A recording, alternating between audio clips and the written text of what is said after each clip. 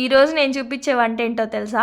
Pizza లాంటిది, కానీ pizza కాదు. ఇంట్లో బ్రెడ్ ఇంకా చీజ్ ఉన్నాయి. వాటితో ఏం చేయాలో అర్థం కాక కొత్తగా ఒక వంట అయితే ట్రై చేశాను. ఫస్ట్ బ్రెడ్ తీసుకొని మిక్సీలో వేసి మెత్తగా మిక్సీ పట్టేసుకున్నాను. అందులోనే 2 ఎగ్స్ కూడా యాడ్ చేసి దాంట్లో కొంచెం సాల్ట్ కూడా వేసి బాగా మిక్స్ చేసేసుకున్నాను.